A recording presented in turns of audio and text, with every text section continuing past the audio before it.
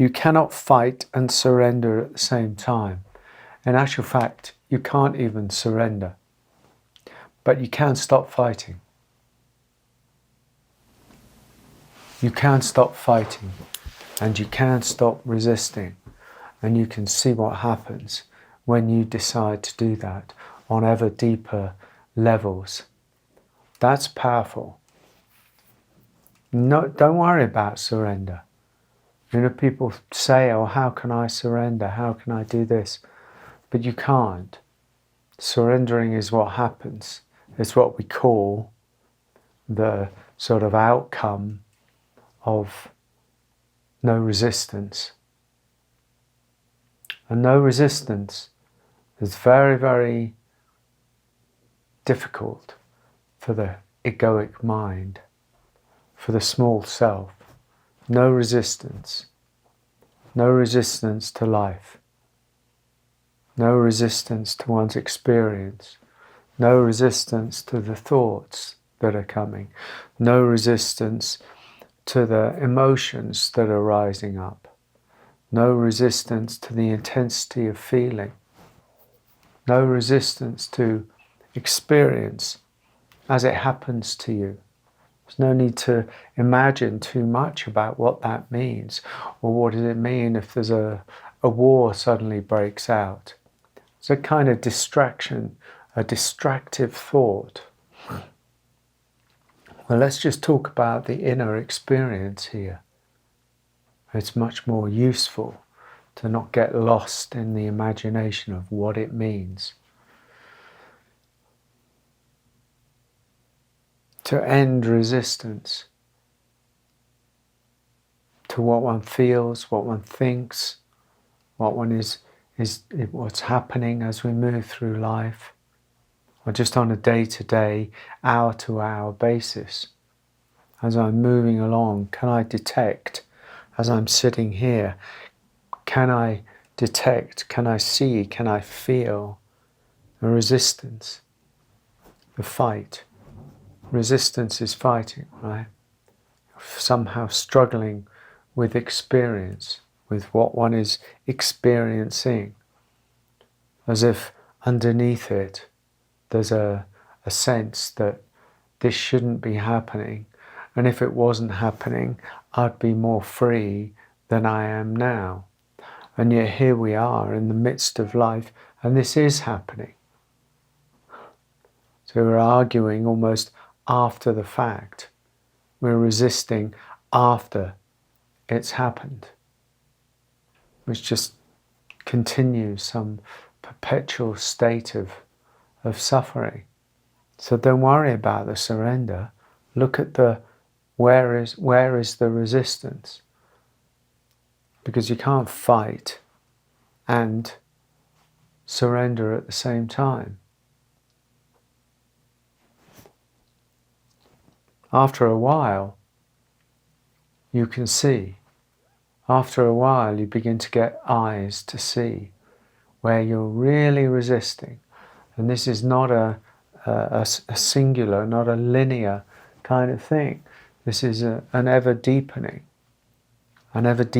journey into our own experience. It gets subtle, it gets deep, it gets nuanced, it gets profound. Because you may realize, holy, I've been resisting for years. I've been fighting with my experience. In fact, all I remember in many ways, one might say, is a certain resistance to my life. And there's no judgment in this, but you can't fight and surrender at the same time.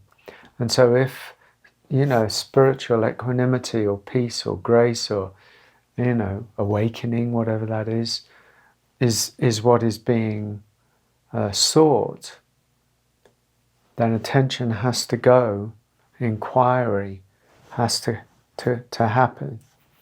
What am I resisting? And what do I think? What do I imagine that the resisting, that the fighting is going to get me? is it going to get me somewhere, or am I avoiding something within myself through that very resistance or fight? Because that's what we usually find. Is behind the resistance is the fear. Behind the resistance is the truth. Behind the fight is the vulnerability. Behind the fight is essentially all of that backlog of us. All of the stuff underneath the surface, underneath the iceberg, the big stuff, the heavy stuff, the dark stuff, the fearful stuff. Could be anything, usually is anything and everything. That's what we are using our resistance to avoid. We're great avoiders, human beings. We've been given the capacity to move towards and move away, to embrace or deny, to open to or to close to. We've been given these incredible choices.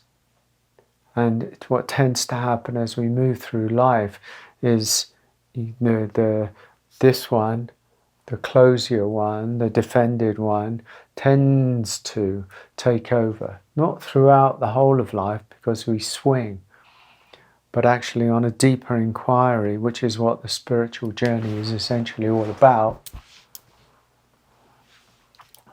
In many ways, to examine our humanity, to inquire into what we're doing, living as this human experience. And am I moving through this life with ease, with peace, with grace? Am I really embracing this human life that has been gifted to me? Or have I turned it into a curse because of experience and learning and pain and wounding and conditioning?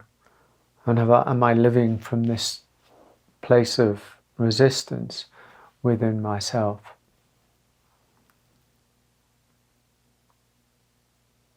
And so, on this spiritual journey, which is really the examination of our humanness, and to strip away all that is false in the humanness, we inevitably will come down to what we resist, because the conditioned state is almost ipso facto